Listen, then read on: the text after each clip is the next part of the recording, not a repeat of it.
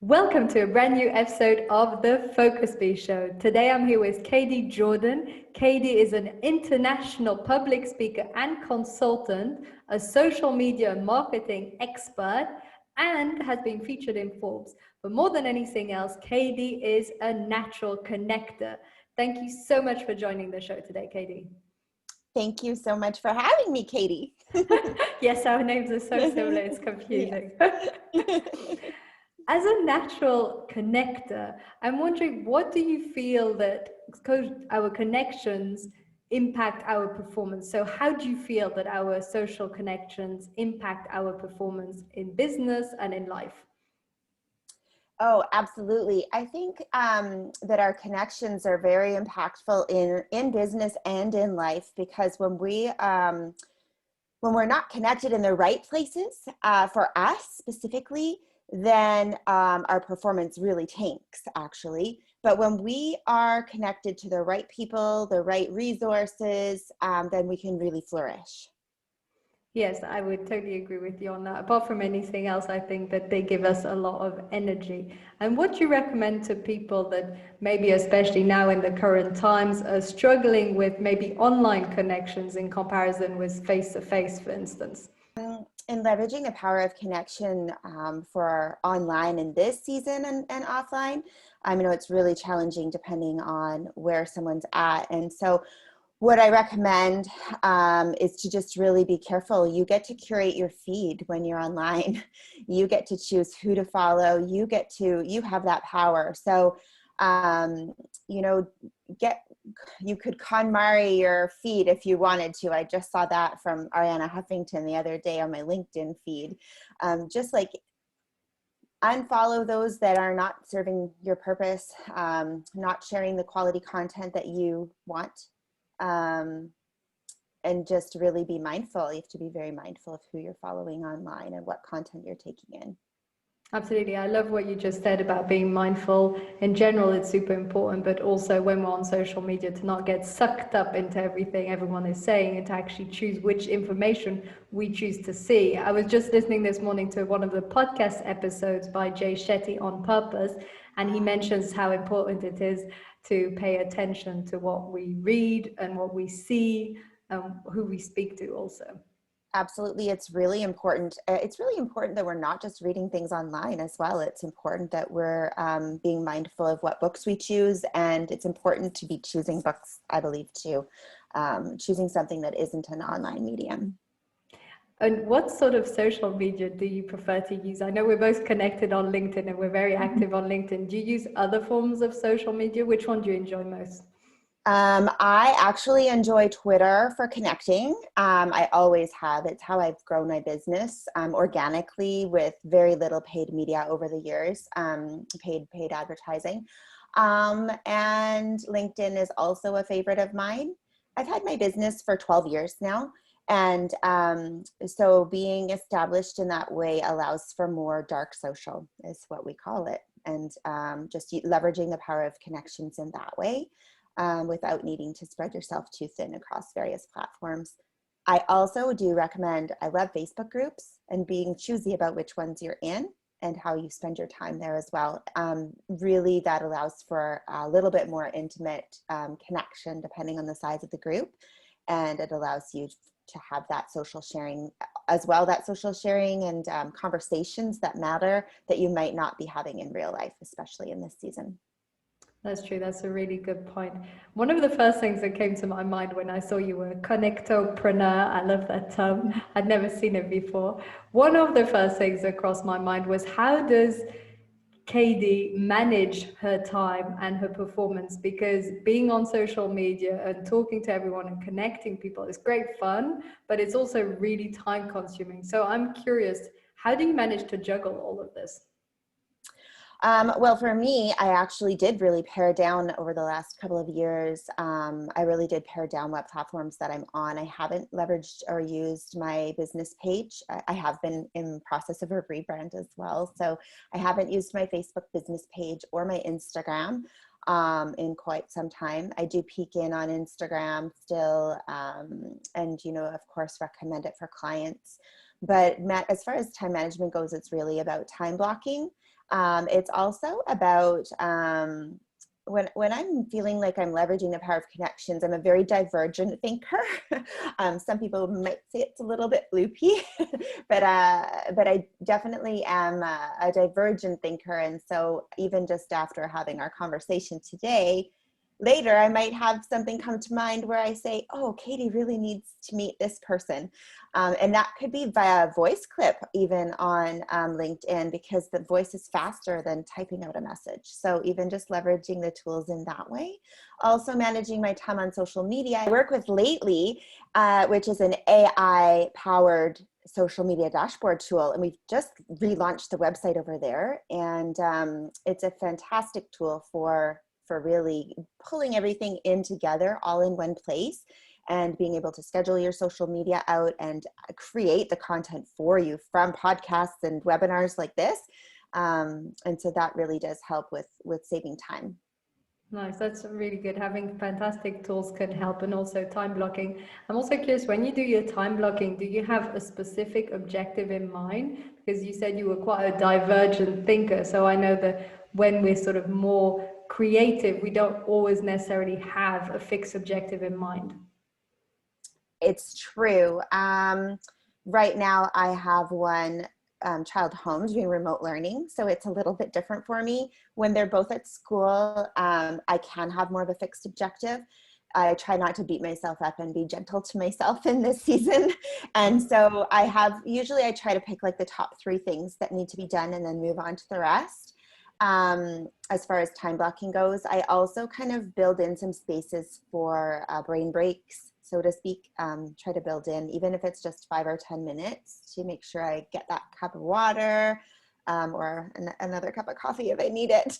So I try to build that into, just kind of build that into the day. And I also, for right now too, having worked from home for 12 years, or wherever we get to travel, what I do also do is not beat myself up if I have a chunk of the day that it requires something else of me, which is also flexibility as an entrepreneur.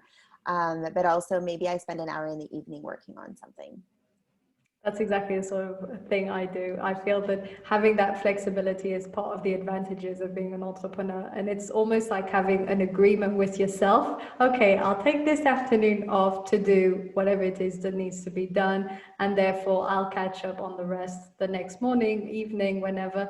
It's the sort of flexibility that some people in a fixed employee's job don't always understand, but I can totally see that. I also loved what you said about taking breaks. I think that's really important. Aside from drinking water and coffee, is there any other sort of energizing practices that you do sometimes during breaks? Well, movement breaks. So I might walk the dog, for example, depending on the weather. Nice, that makes sense. I'm also curious, you mentioned when you wrote to me about your lead to listen framework. Could you tell us a bit about this? You don't have to cover it all, but I'm curious, what is it that it entails?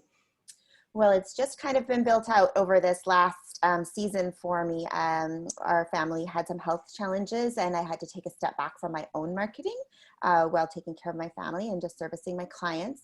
And so that really led to the Led to Listen framework, which is just about where are you led to listen in your life and business? Because sometimes when something's out of whack in another spot, that affects your business, or if something's not in right order in your business, it can affect your stressors with your family life or personal life with friends and things like that. So it's really about, it's really a formulation of just figuring out where things fall into place and bringing things into right order. That makes sense. Having that right order can help. Could you tell us a little bit more how you do this more precisely? I do this more precisely through, I have systematic questions that I ask during our intake session. And really what I do is I start with a discovery session just to see where people are at and be able to pull those pieces out.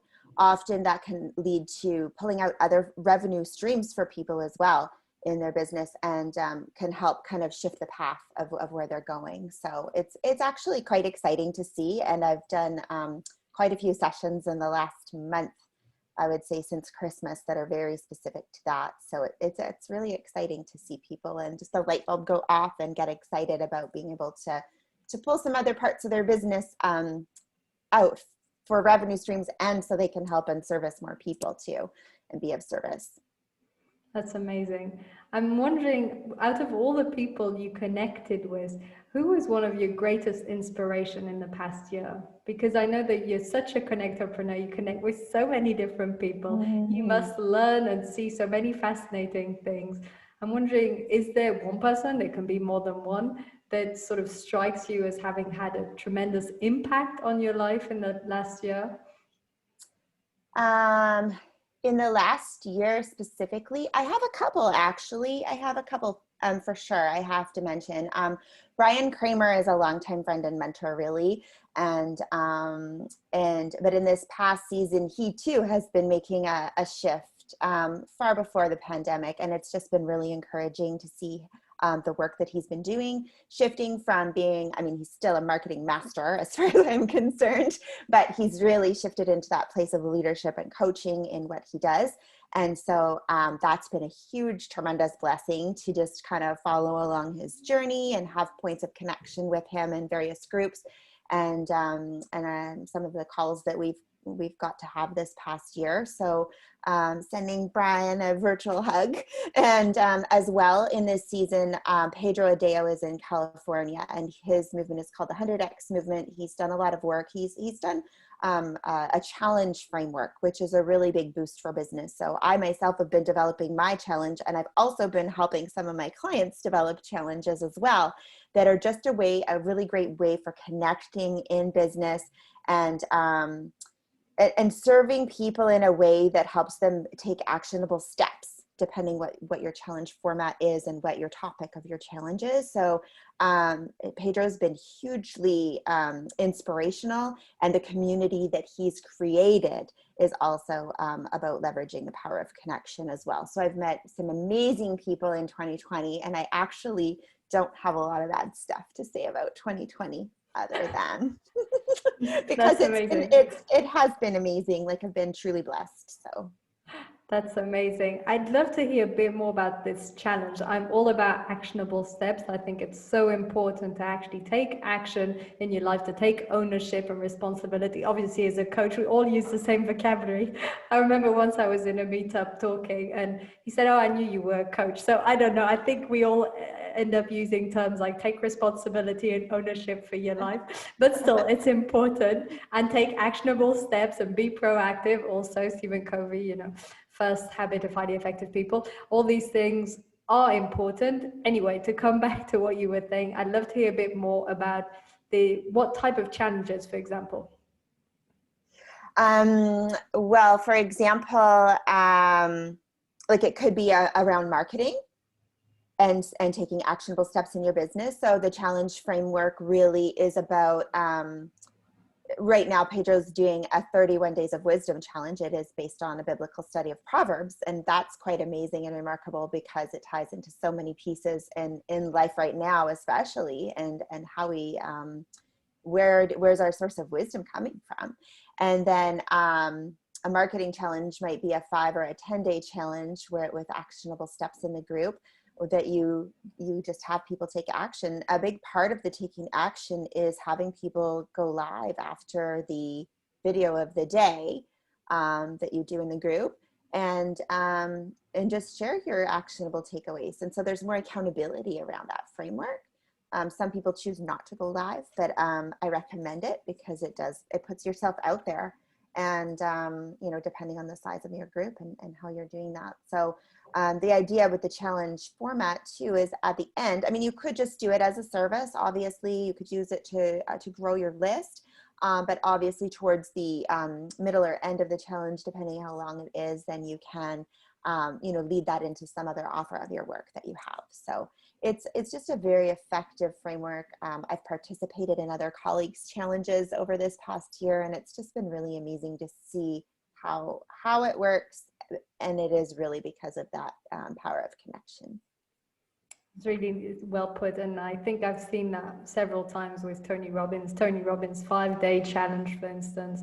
And they also, Pedro's so, worked with Tony Robbins and yes, worked with Marie Forleo and Brendon Bouchard, and wow, yeah, that's amazing. That's really cool. yeah, it's really taken off. The challenge framework's really taken off. They're all doing it. So for any coach or consultant out there, follow the challenge framework, because if they're all doing it, then clearly it's something, there's a lot of value in there. So that's Yeah, fantastic. yeah. I'd like to come back to our earlier topic around productivity. So to come back at how you manage your time, because I feel that productivity is not the only one, but is an essential pillar of a high performance and high performance business. And I'm wondering, what sort of productivity challenges have you had? So you mentioned already a few techniques you had, such as time slots and taking breaks, but what sort of challenges have you had as you've grown your business? I think challenges with productivity have been to know when, because of the nature of my business, I don't need a staff person really, and that's kind of why I created my business. But I do believe in outsourcing what you need to, and so that's sometimes been a challenge, is knowing when to have a contractor do ABC.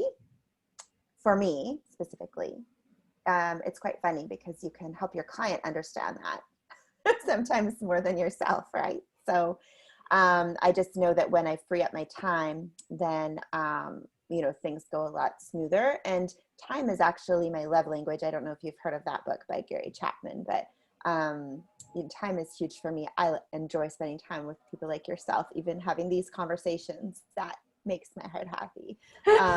Before gifts or money, and of course I like money, and I'm a business owner and I want money, but time is just my biggest thing. I love spending time.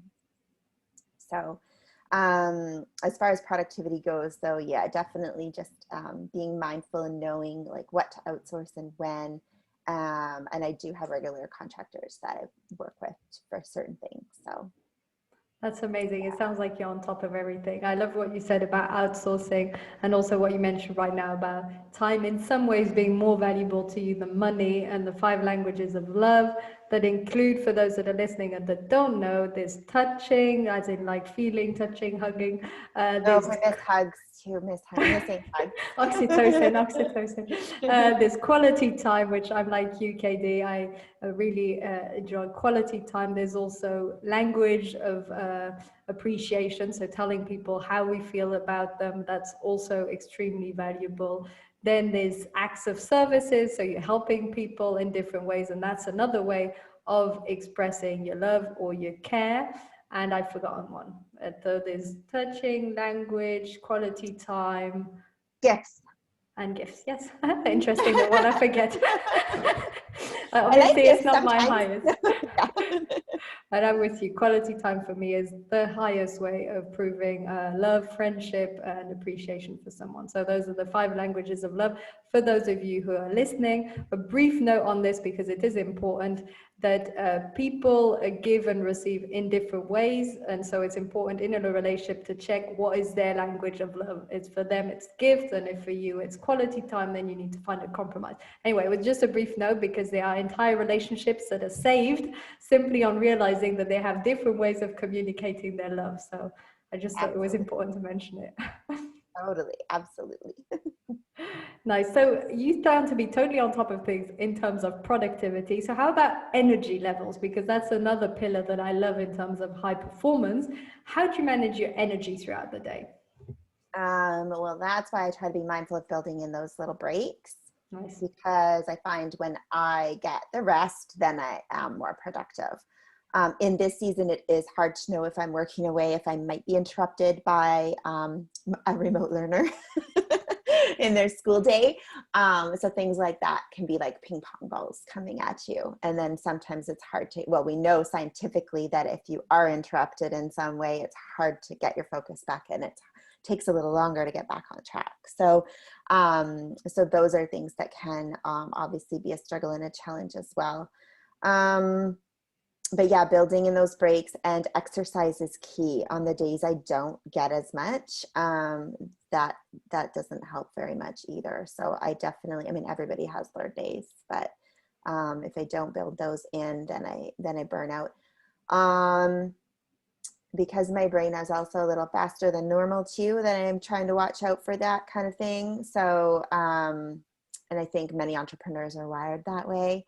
So I really do try to at least take one day on the weekend that is really for nothing. I know recently you took a break and stayed offline over the holidays and such, and I tried to do some of that as well. So I definitely got a rest, but on the weekends, really also trying to just work that in and not even be on there for social purposes versus work, but just leave the computer off for one of those days specifically. Yes, I love the digital detox, a way of functioning. I think it's healthy to take a break. We're not supposed to be sitting and on screens all day. Also love what you mentioned about exercising, and also what you said earlier about how if we're interrupted, it breaks our focus and then it's harder to regain our focus. As people who are listening probably know, my brand's the Focus Bee. I'm super passionate about focus. And one of the reasons is because I firmly believe that our focus is a huge part of what contributes to our greatest results in life. And like Tony Robbins says, you know, where focus goes, energy flows. And, you know, you want your energy to flow in a certain direction. So that's a wonderful way of putting it. Just a quick question. I'm really curious. When you mentioned your exercise, what sort of time of day do you tend to exercise? Do you know what? It really, because of the kids and the way that learning is set up for our family right now, at least, that can be a challenge. So sometimes I do that first thing in the morning. Sometimes it ends up being later in the day. The morning or the middle of the day are definitely better for me because of that energy boost that you get. Some people can exercise at night and still go to bed and have a wonderful sleep. If I exercise at night, I am so energized I could stay up for quite a few more hours. So I would get a lot done if I want to utilize that time well, because it has happened. But definitely in the morning or even as a break in the middle of the day is far more helpful for me. And I think that varies for everyone too. That kind of connects me to, you may know him or be connected, or I've possibly connected you already, but Mike Vardy is a good friend of mine as well. He's the productivityist.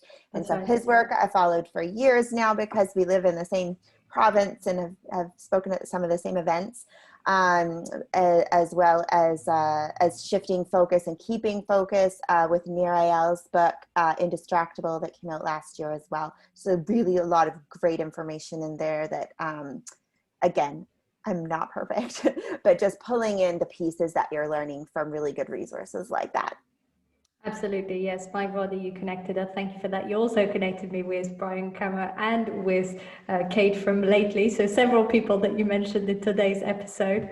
And the important point that you also mentioned about Nir Eyal's book, Indistractable, that's also brilliant in terms of managing our time.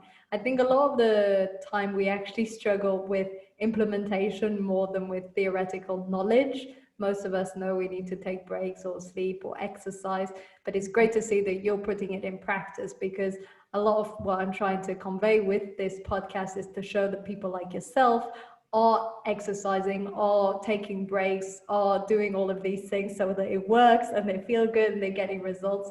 Because sometimes for some people it seems counterproductive to take breaks. I know that a lot of people are reluctant to this, so I'm always sort of hammering in, take breaks, you need it for your focus, you can't work nonstop. So it's great to see that you're doing this. Yes, absolutely. Thank you. And yes, that is a key phrase that Brian Kramer actually uses a lot, is slow down to speed up. Nice, wonderfully put. We're approaching the end of the episode already. Time has just flown by. Is there anything regarding the different topics we mentioned around high performance or connecting people or social media? We've touched on a lot of different topics today. Is there anything that you would like to add or share as a concluding note?